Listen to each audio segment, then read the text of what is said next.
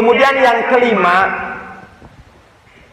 ya, orang yang akan dijauhkan dari rahmat Allah Subhanahu wa ta'ala adalah orang yang terbiasa dengan minum-minuman keras. Ya. Jadi orang yang terbiasa dengan minum-minuman keras. Dalam hadis, ya, disebutkan bahwa yang terlibat dosa khomer, yang terlibat dosa minuman keras ini ada 8 pihak. Jadi seluruh yang bersangkut paut dengan adanya atau meminumnya, memperdagangkannya, pabriknya, bahkan satpamnya sekalipun, itu bisa jadi termasuk orang yang mendapatkan dosa, ya, dengan adanya minuman keras tersebut. Kalau sekarang mungkin bukan hanya minuman keras kan, ada narkoba, ada sabu-sabu, ekstasi dan lain sebagainya, itu pun termasuk, ya. Orang yang biasa mengkonsumsi, orang yang biasa meminum minuman keras, maka dia tergolong orang yang dijauhkan dari rahmat Allah Subhanahu wa ta'ala. Jadi sebenarnya logis saja, ya, kalau seorang terbiasa minum khamar, ya, terbiasa minum minuman keras, ya, maka syaraf kesadarannya juga akan terganggu. Sering minum minuman keras, maka saraf kesadarannya itu pasti akan terganggu, ya. Akal pikiran, ya, dan daya pikirannya akan terganggu, sehingga pantas jika hidupnya di dunia tidak menentu dan mendapat kutukan dari Allah Subhanahu wa ta'ala, ya. Bahkan dengan minum minuman keras ini sumbernya kejahatan. Kan ada kisah, ya, seseorang yang memilih, ya, mau berzina, mau membunuh, atau mau meminum minuman keras. Dia pilih yang paling ringan, minum minuman keras. Tetapi setelah dia hilang kesadarannya, akhirnya semua perbuatannya itu dilakukan, ya. Dia berzina, dia membunuh, ya. Itu sumber, ya, kejahatan, diantaranya adalah minum minuman keras, ya. Mudminul khamr, itu dia peminum yang terbiasa meminum minuman keras, maka dia tergolong orang yang dilaknat, orang yang dijauhkan dari rahmat Allah Subhanahu wa ta'ala.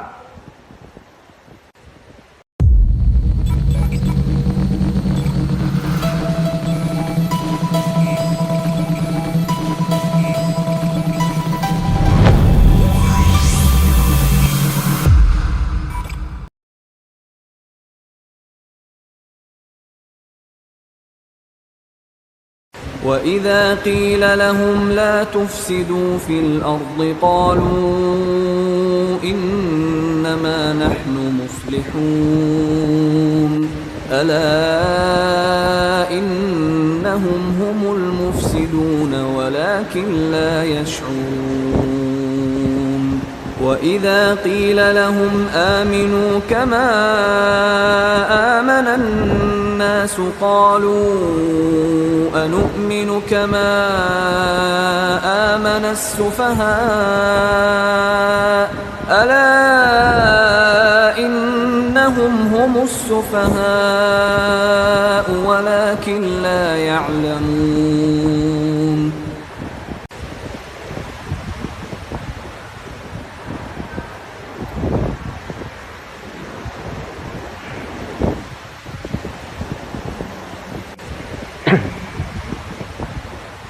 Innal hamdalillah nahmaduhu wa nasta'inuhu wa nastaghfiruh wa na'udzu billahi min shururi anfusina wa min sayyiati a'malina may yahdihillahu fala mudhillalah wa may yudlil fala hadiyalah. Asyhadu an la ilaha illallah wahdahu la syarikalah wa asyhadu anna Muhammadan abduhu wa rasuluhu alladzi la nadiya ba'dah amma ba'd. Alhamdulillah, Puji dan syukur mari kita sama-sama panjatkan kehadirat Allah Subhanahu wa taala atas kudrat dan iradatnya lah. Alhamdulillah kita pada kesempatan ini, pada subuh ini masih diberikan kenikmatan-kenikmatan dari Allah Subhanahu wa taala.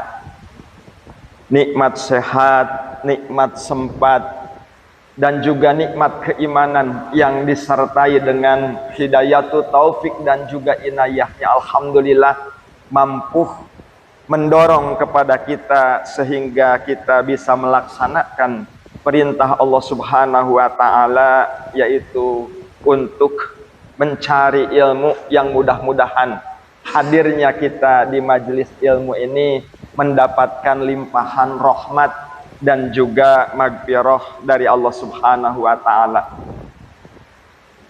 Firman Allah Subhanahu wa taala yang terdapat di dalam Quran surat Al-Maidah, ayatnya ayat yang ke-78. Di sana Allah Subhanahu wa taala berfirman, a'udzubillahi minasyaitonir rajim. Lu'inal ladzina kafaru min bani Israila ala lisani Dawud wa Isa ibn Maryam dzalika bima asaw wa kanu ya'tadun. Lu'ina telah dilaknat, alladzina kafaru orang-orang yang kafir, min bani Israila dari bani Israel, ala lisani Dawud dengan lisan Dawud, wa Isa bin Maryam dan Isa putra Maryam, zalika yang demikian itu, bima asau disebabkan mereka durhaka, wa kanu ya'tadun dan mereka selalu melampaui batas. Hadirin ikhwatu iman rahimakumullah, ada beberapa pelajaran yang bisa kita ambil dari ayat-ayat ini, yaitu yang berkaitan dengan penyebab mengapa ada umat yang terdahulu yang dilaknat oleh Allah Subhanahu wa taala. Dan laknat ini kelihatannya bersifat abadi. Artinya mereka dilaknat di berbagai kitab Allah yang diturunkan kepada para nabi. Mereka dicap sebagai bangsa yang terlaknat, yang mana contohnya di sini adalah Bani Israel. Bani Israel ini mereka dilaknat ala lisani Dawud, atas lisan Dawud. Jadi di kitab Jabur mereka dilaknat. Kemudian mereka dilaknat juga di dalam kitab Taurat. Mereka dilaknat juga di dalam ala lisani Isa bin Maryam, atas lisan Isa bin Maryam, Isa putra Maryam di dalam kitab Injil. Dan mereka dilaknat juga di dalam kitab Al-Quran. Nah, hadirin ikhwatu iman rahimakumullah, tentu saja karena Al-Quran ini bersifat menyeluruh dan berlaku bagi siapapun, maka laknat itu tidak saja berlaku bagi Bani Israel, akan tetapi berlaku bagi siapapun yang perbuatannya seperti yang mereka lakukan. Jadi Al-Quran diutusnya Nabi Muhammad itu kan ilan nasi kafah, untuk seluruh umat manusia. Kalau kitab Jabur, kitab Toret, kitab Injil itu khusus hanya untuk Bani Israel. Makanya kalau sekarang masih berpegang kepada kitab Jabur, kepada kitab Toret, kepada kitab Injil, maka itu sudah out of date. Sudah kadaluarsa. Harusnya berpindah, berpegang teguh kepada Al-Quran. Karena Nabi yang diutus oleh Allah adalah Nabi Muhammad Sallallahu Alaihi Wasallam dengan kitabnya Al-Quran, yang mana Rasulullah itu adalah penutup para nabi dan penutup para utusan. Nah, jadi kalaulah ada misalnya ya, yang kelakuannya seperti Bani Israel, maka bisa jadi mereka pun tergolongkan orang-orang yang dilaknat. Yang mana laknat di sini artinya al-bu'du ani rahmah. Jadi dijauhkan oleh Allah dari rahmat Allah.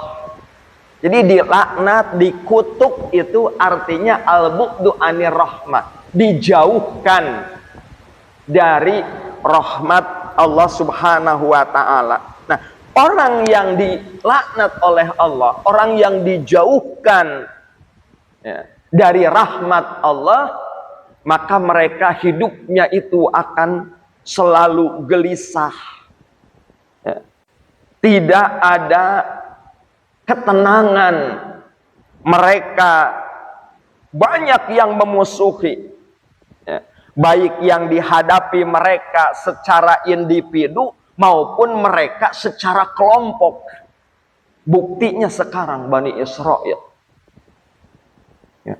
Mereka dengan bengisnya, ya, Zionis Israel itu kan, ya, mereka dilaknat, dikutuk oleh seluruh manusia, terutama oleh orang-orang Muslim. Nah, apa yang menyebabkan mereka di dalam berbagai kitab Allah mereka tergolong bangsa yang terlaknat? Jadi kalau kita lihat di dalam ayat ini Allah mengungkapkan mengapa mereka mendapatkan laknat. Mengapa mereka dijauhkan dari rahmat Allah. Mengapa mereka itu menjadi bahan pergunjingan di berbagai kitab yang diturunkan oleh Allah kepada para nabi. Apa sesungguhnya yang telah mereka perbuat? Nah, ikhwatu iman rahimakumullah, tentu ini merupakan warning, merupakan peringatan bagi kita bahwa siapapun yang melakukan perbuatan seperti apa yang telah mereka lakukan, maka pasti akan mendapatkan akibat yang sama dengan yang diterima oleh Bani Israel. Penyebab pertama, zalika bima asau wa kanu ya'tadun. Karena perbuatan maksiat mereka terhadap Allah Subhanahu wa ta'ala. Kalau kita telaah di dalam Al-Quran, kalau kita baca di dalam Al-Quran, kita bisa mengetahui bagaimana ya Bani Israel itu ketika mereka diperintah oleh Allah dan Rasulnya. Banyak sekali pembangkangan, penyimpangan. Disuruh beribadah pada hari Sabtu misalnya. Mereka bahkan mengabaikan perintah Allah Subhanahu wa ta'ala. Sehingga mereka itu dilaknat, kunu kirodatan khosyiin. Jadilah kamu itu kirodatan, monyet-monyet khosyiin yang hina. Nah, ini disebabkan karena maksiat, pelanggaran mereka terhadap perintah-perintah Allah Subhanahu wa ta'ala. Karena melanggar mereka itu secara sadar dan sengaja terhadap ketentuan-ketentuan Allah. Jadi mereka melakukan pelanggaran itu dengan secara sadar. Apa yang diperintahkan oleh Allah mereka langgar, mereka tidak laksanakan. Tetapi sebaliknya, apa yang dilarang oleh Allah Subhanahu wa taala mereka justru melakukannya. Nah ini, zalika bima asau wa kanu ya'tadun. Mereka itu sengaja, ya, sengaja secara sadar melanggar perintah-perintah Allah Subhanahu wa taala. Nah, contohnya di sini adalah orang-orang Yahudi dan orang-orang Nasrani. Ya, kalau orang Yahudi sekarang disebut bangsa Israel misalnya. Nah, dalam Al-Quran mereka disebut bangsa yang terkutuk, bangsa agresor, yang selalu membuat masalah. Sampai sekarang pun kita memperhatikan, ya, sudah ada perjanjian damai, mereka menyerang, mereka membantai kaum muslimin, ikhwan-ikhwan kita, saudara-saudara kita yang ada di Palestina. Itu kebiadabannya, ya, Zionis Israel. Nah makanya pantas kalau mereka itu mendapatkan laknat, al-bu'du an rahmah. Mereka itu dijauhkan dari rahmat Allah Subhanahu wa taala. Nah, ikhwatu iman rahimakumullah. Ya, bukan karena persoalan Yahudinya, tetapi lebih karena mereka banyak melakukan perbuatan-perbuatan yang menentang ketentuan-ketentuan Allah Subhanahu wa taala. Di antaranya mereka biasa merusak masjid, mereka biasa membunuh, ya, mereka mencaplok daerah-daerah yang dikuasai umat Islam. Jadi siapapun yang berbuat maksiat kepada Allah, melampaui batas, melanggar aturan-aturan Allah, maka mereka akan mendapatkan laknat dari Allah Subhanahu wa taala. Nauzubillahi min dzalik.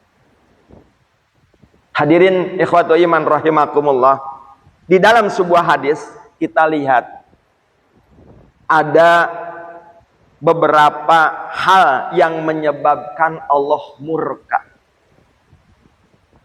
Baik disebabkan perilaku kita yang merugikan diri kita sendiri, ataupun perilaku kita yang merugikan orang lain. Karena maksiat kepada Allah itu dampaknya ada dua. Bisa merugikan kepada diri kita sendiri, dan juga bisa merugikan kepada orang lain. Nah, diungkapkan oleh Rasulullah Shallallahu Alaihi Wasallam di dalam sebuah hadis yang diriwayatkan oleh Imam An-Nasai dan Imam Hakim tentang orang-orang yang mendapatkan kemurkaan dari Allah Subhanahu wa taala. Yang pertama adalah pedagang yang selalu melakukan sumpah palsu. Jadi pedagang yang suka melakukan sumpah palsu. Ini kelihatannya biasa, ya.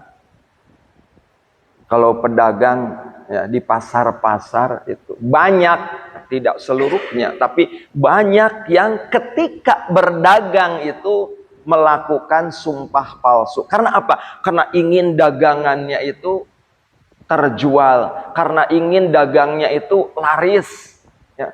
Sehingga dia bersumpah dengan sumpah palsu. Padahal itu merupakan perbuatan yang dilarang oleh Allah Subhanahu wa taala, perbuatan yang dilaknat, perbuatan yang dimurkai oleh Allah Subhanahu wa taala. Yang dengan sumpah palsunya ia berharap mendapatkan keuntungan yang banyak, mendapatkan keuntungan yang besar.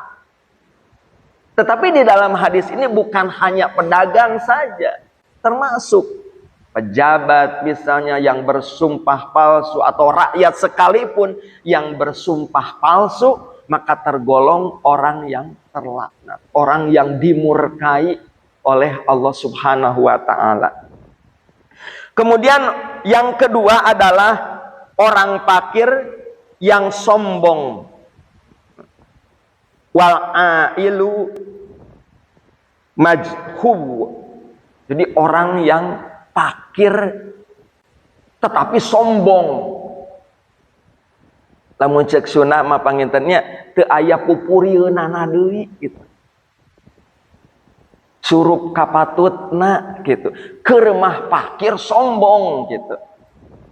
Ini yang dilaknat oleh Allah Subhanahu wa taala, yang mendapatkan kemurkaan dari Allah Subhanahu wa taala. Orang fakir yang sombong. Dia sudah fakir tetapi nauzubillahi min dalik, sombongnya luar biasa.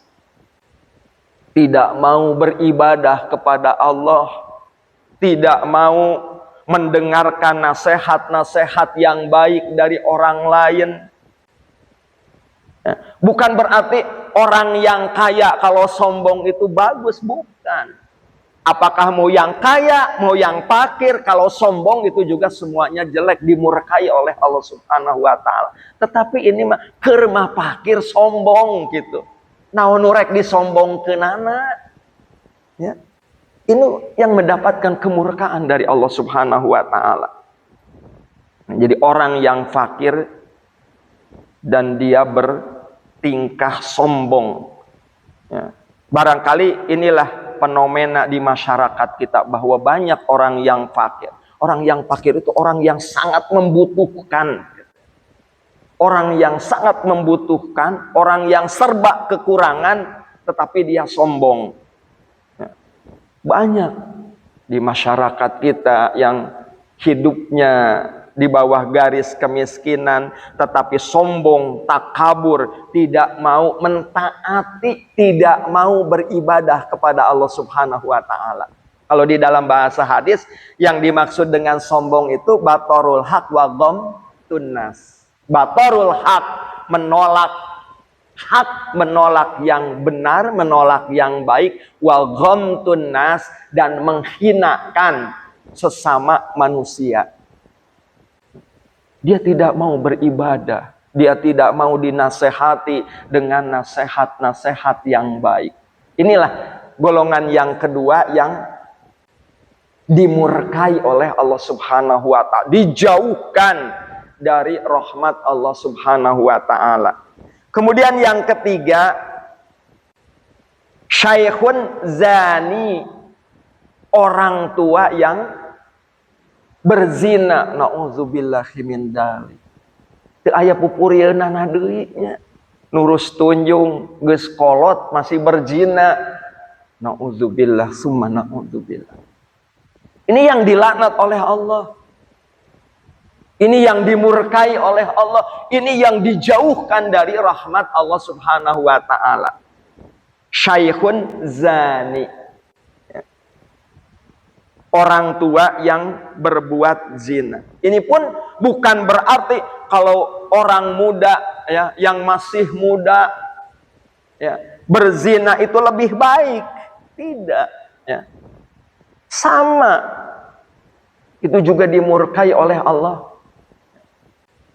Tetapi orang tua yang seharusnya justru lebih mendekatkan diri ya kepada Allah Subhanahu wa taala, meningkatkan ibadah-ibadah kepada Allah Subhanahu wa taala, ini malah berlaku zina. Nauzubillah min dzalik. Yang mana ya, zina itu merupakan perbuatan yang terkutuk, perbuatan yang terlaknat, perbuatan nista, ya. Dan satu dosa yang besar. Makanya Islam itu agama yang menjaga, ya, sangat ketat, menjaga dari perbuatan zina.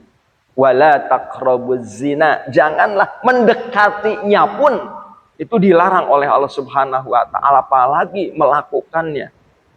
Mendekatinya pun itu dilarang.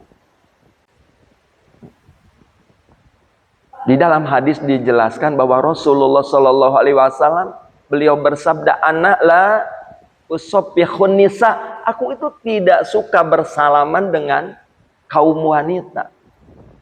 Lebih baik di paku dengan paku di dahi daripada ya bersalaman dengan seorang. Itu menunjukkan bahwa Islam ini benar-benar menjaga tindakan preventif. Jangan sampai umatnya itu terjerumus kepada perbuatan zina. Innahu kana fahisha wa sa'a sabila. Karena sesungguhnya perbuatan zina itu fahisyah. Itu merupakan perbuatan fahisyah. Perbuatan keji. Perbuatan keji. Wa sa'a sabila. Dan alangkah jelek perjalanannya, berliku-liku. Ya. Kalau seseorang itu melakukan perbuatan zina. Contohnya. Hanya kita perhatikan. Di televisi misalnya. Kejadian-kejadian kemarin. Seminggu ini saja sudah lebih dari beberapa kasus ya, akibat perzinahan. Ya. Ada seorang pemuda dengan seorang wanita berzina, kemudian dia hamil. Si istrinya itu meminta pertanggungjawaban. Ya. Akhirnya si wanitanya itu dibunuh oleh si laki-lakinya tersebut. Ada yang berzina, kemudian ya, melahirkan karena malu sama tetangga, sehingga si bayinya itu dibuang di tong sampah. Nauzubillahi min dzalik. Wasa'a sabila. Alangkah jeleknya ya, perbuatan-perbuatan zina tersebut. Makanya pantas Allah melarang, Allah memurkai, Allah menjauhkan dari rahmat ya, kepada orang yang berzina. Apalagi ini sudah tua renta, sudah bau tanah ya, berzina. Nauzubillahi min dzalik. Ini diantaranya yang dijauhkan dari rahmat Allah Subhanahu wa ta'ala. Perbuatan zina adalah perbuatan yang akan merusak pelakunya, merusak masyarakat, dan merusak ya, keturunannya. Karena zina itu hutang. Kalau orang tuanya berzina, nauzubillahi min dzalik, itu bisa saja nanti itu hutang. Bisa saja anaknya seperti itu juga dizinahi atau menzinahi, nauzubillahi min dzalik. Makanya wala taqrabu zina, janganlah sampai mendekati zina. Mendekatinya pun sudah tidak diperbolehkan, apalagi melakukan perbuatan zina tersebut. Itu yang ketiga. Orang yang mendapatkan kemurkaan dari Allah Subhanahu wa ta'ala. Kalau di dalam hadis ini, Allah Subhanahu wa ta'ala tidak akan memperdulikan, Allah tidak akan melihat ya, orang-orang yang seperti itu. La yukallimuhumullah azza wa jal yaumal qiyamah. Yang Allah tidak akan berkata-kata kepada mereka nanti pada hari kiamat. Kemudian yang keempat adalah pemimpin yang zalim. Nah, kalau di dalam hadis yang lain, wal imamul kadzab. Nah, imam atau pemimpin yang suka berdusta. Di imam yang zalim, siapapun yang memimpin dengan zalim terhadap rakyatnya, maka ia akan mendapatkan kutukan, akan mendapatkan laknat, akan mendapatkan kemurkaan, akan dijauhkan dari rahmat Allah Subhanahu wa ta'ala. Dijauhkan dari rahmat Allah baik selama hidupnya di dunia maupun nanti di akhirat. Akan dijauhkan dari rahmat Allah Subhanahu wa ta'ala.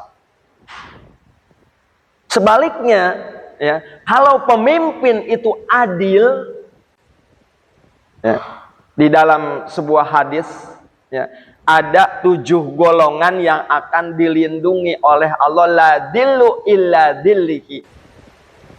Yang akan dilindungi oleh Allah di saat-saat tidak ada perlindungan nanti kecuali perlindungan Allah pada hari kiamat. Ranking yang pertama, urutan yang pertama adalah al-imamul adil, imam yang adil. Jadi kalau imam yang adil, maka akan terasa makna keadilan itu bagi seluruh yang dipimpinnya, bagi seluruh rakyatnya. Makanya pantas akan dilindungi oleh Allah di saat-saat tidak ada perlindungan nanti di yaumal kiamah. Itu yang keempat. Ya. Jadi pemimpin yang zalim atau pemimpin yang suka berdusta. Kemudian yang kelima,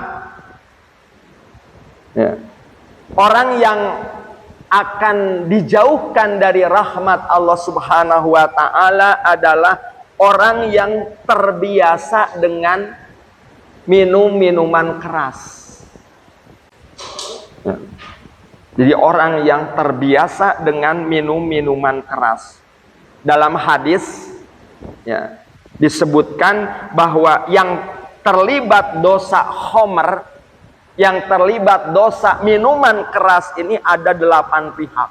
Jadi seluruh yang bersangkut paut dengan adanya atau meminumnya, memperdagangkannya, pabriknya, bahkan satpamnya sekalipun, itu bisa jadi termasuk orang yang mendapatkan dosa, ya, dengan adanya minuman keras tersebut.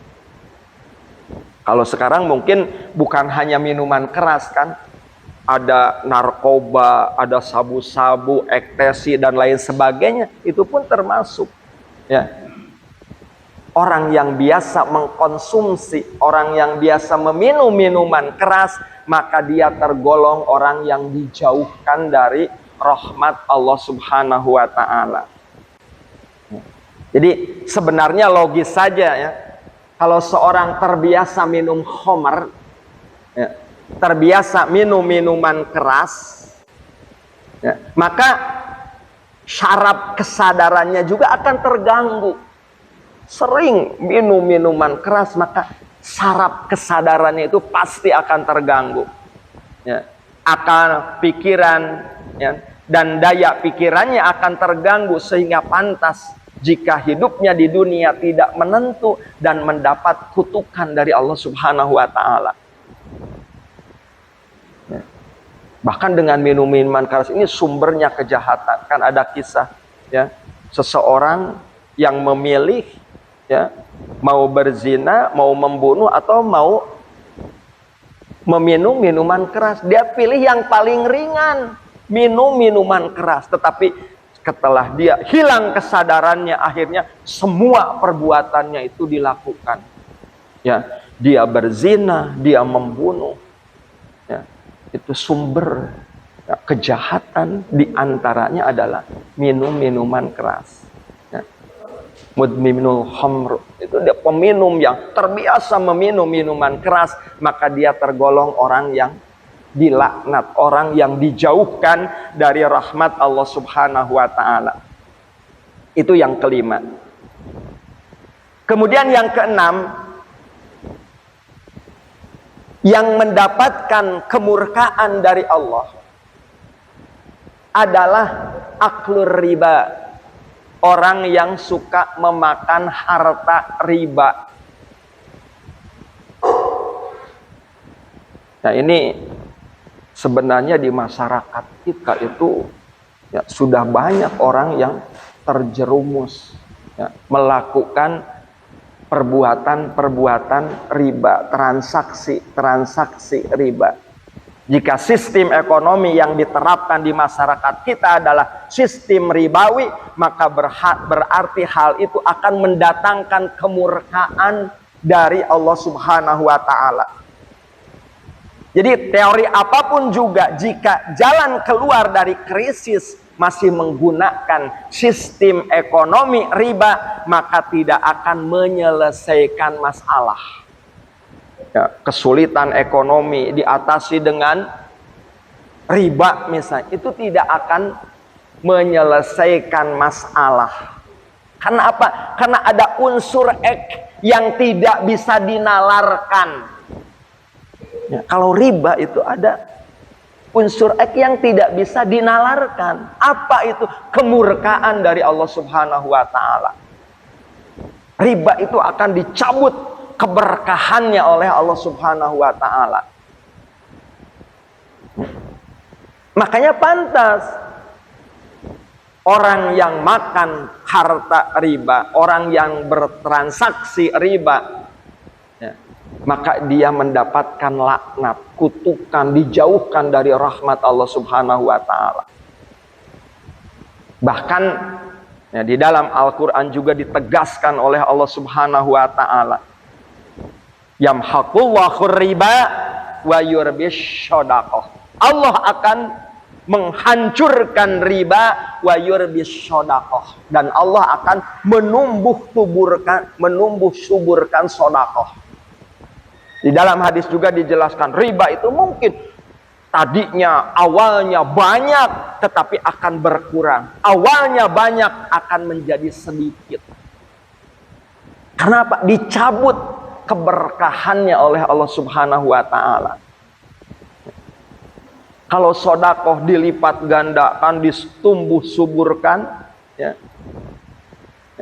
Gambarannya di dalam Al-Qur'an kan, ya, dijelaskan ya, ada 7 tangkai yang mempunyai dilipat gandakan sehingga menjadi 700 kali lipat, bahkan bighairi hisab. Kalau kita menginfakkan, mensedekahkan hartanya, bahkan bighairi hisab, mungkin lebih ya, tidak terhingga, dilipat gandakan ya oleh Allah Subhanahu wa taala. Tetapi riba itu walaupun tadinya banyak akan menjadi sedikit, akan menjadi berkurang, dan akan menjadi habis. Nah, ini yang dilaknat oleh Allah Subhanahu wa taala. Banyak sekali hadis-hadis yang menggambarkan bagaimana jeleknya riba tersebut. Ya, digambarkan ada orang yang dia itu berenang di genangan darah. Di pinggirnya ada orang yang mengumpulkan batu, kemudian orang itu ke pinggir, dimasukkan batu ke dalam mulut.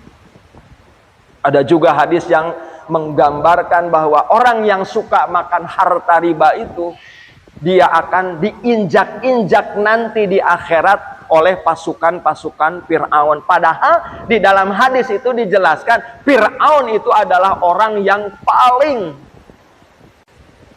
paling berat mendapatkan siksa dari Allah Subhanahu wa taala. Nah, orang yang pemakan riba ini akan dibesarkan tubuhnya sampai sebesar rumah dan diinjak-injak oleh Fir'aun dan pasukannya. Itu digambarkan seperti itu. Jadi banyak sekali ya kejelekan-kejelekan dari perbuatan riba. Dan ini sudah memasyarakat. Ya, kita harus hindari, kita jauhi. Diedukasi masyarakat jangan sampai terjerumus kepada perbuatan riba. Karena ini Allah akan mengangkat keberkahannya. Allah akan menghilangkan keberkahan dari harta-harta riba.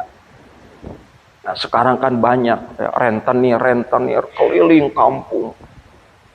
Dan kita selaku umat Islam harus bisa membentengi. Kebanyakan itu ikhwan-ikhwan kita. Bagaimana solusinya supaya orang-orang itu tidak meminjam harta renten, harta riba tersebut. Ada bank emok dan sebagainya. Itu menghilangkan keberkahan, makanya pantas. Itu akan mendapatkan laknat, akan mendapatkan kutukan, dan akan dijauhkan oleh Allah dari rahmat Allah. Yang ketujuh adalah orang yang suka memakan harta anak yatim. Nah, jadi orang yang suka memakan harta anak yatim ini pun termasuk orang yang dijauhkan dari rahmat Allah. Allah akan murka kepada mereka. Anak yatim yang harusnya dilindungi, yang harusnya disayangi, yang harusnya dipelihara, ini bahkan harta peninggalan orang tuanya juga dimakan misalnya oleh orang yang mengurusnya. Na'udzubillah min dzalik. Ini bahayanya sangat besar sekali. Ini mengundang siksa dari Allah Subhanahu wa taala. Di dalam Al-Qur'an dijelaskan bahwa orang yang memakan harta anak yatim bagaikan dia itu memasuki api neraka ke dalam perutnya.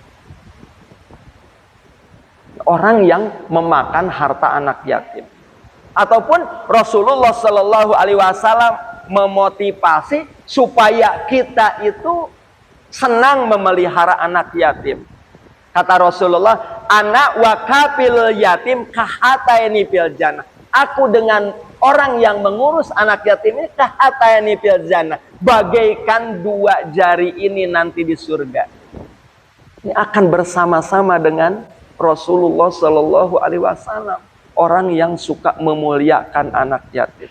Di dalam hadis yang lain dijelaskan bahwa rumah itu sangat dicintai Allah adalah rumah yang di rumah itu ada anak yatim mukromun, ada anak yatim dan anak yatimnya itu dimuliakan, bukan hanya dikerjakan. Anak yatim itu dimuliakan, diperhatikan makannya, diperhatikan minumnya, diperhatikan pakaiannya, diperhatikan pendidikannya, diperhatikan agamanya. Ya. Anak yatim yang dimuliakan apabila ada di rumah kita itu merupakan rumah idaman, rumah yang dicintai oleh Allah Subhanahu wa Ta'ala. Itu yang ketujuh.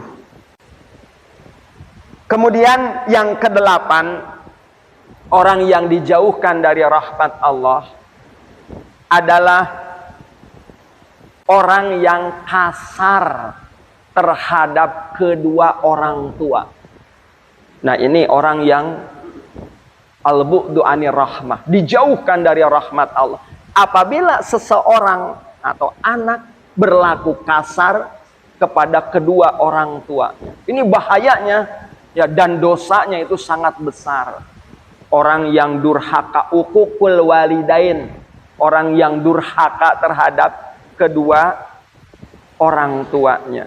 Bukan hanya dalam bentuk perbuatan menyakiti secara fisik misalnya, tetapi juga ya bisa dengan sikapnya, bisa dengan ucapan-ucapannya yang membuat mereka tersakiti hatinya. Hati-hati. Kita sebagai anak, kita masih mempunyai orang tua, hati-hati. Jangan sampai ada perkataan, ada sikap, ada tindakan, ada perbuatan dari kita yang menyakiti hati orang tua kita. Itu berbahaya.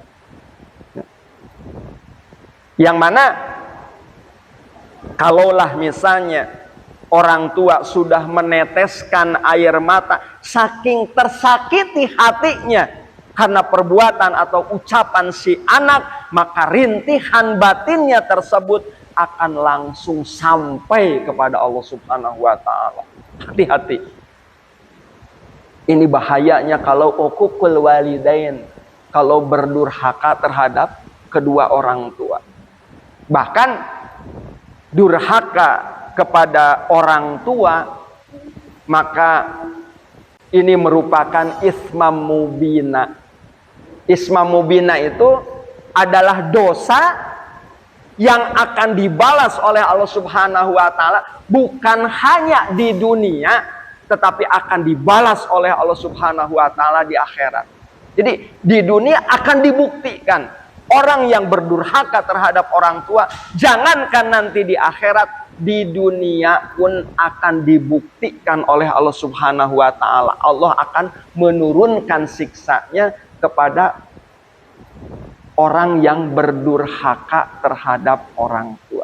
Itu diantaranya di dalam hadis, ya, golongan-golongan orang yang akan mendapatkan kemurkaan, laknat, dan dijauhkan dari rahmat Allah Subhanahu wa Ta'ala. Inilah beberapa hal atau perbuatan yang mendatangkan kemurkaan Allah bagi pelakunya.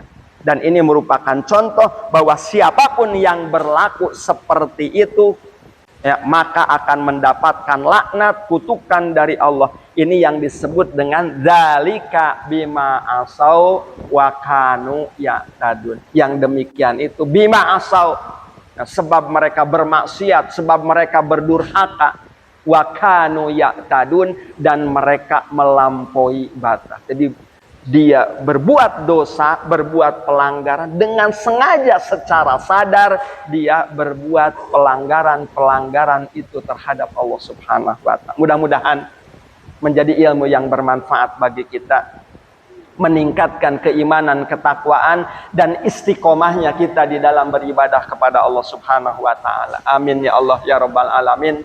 Rabbi habli minas solihin, Rabbana hablana min azwajina wa dzurriyyatina qurrata a'yun waj'alna lil muttaqina imama. Rabbiz'alni muqimas sholati wa min dzurriyyati Rabbana wa taqabbal du'a.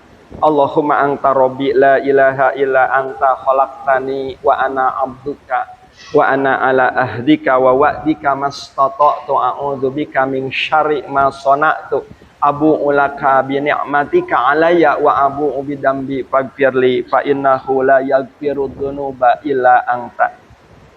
Allahumma qina bi halalika an haramika wa agnina bi fadlika amman siwak. Allahumma aksir mali wa waladi wa barik li fima a'taytani. Allahumma inni as'aluka nafsan bika mutmainnatan tu'minu biliqaika wa tarda bi qadaika wa taqna'u bi ataika. Allahumma aslih li dini alladhi huwa ismatu amri wa aslih li dunyaya allati fiha ma'ashi wa aslih li akhiral lati fiha ma'adi waj'al hayata ziyadatan fi kulli khairin waj'al mauta rohatali min kulli syarrin. Rabbana atina fid dunya hasanah wa fil akhirati hasanah wa qina adzabannar walhamdulillahi rabbil alamin.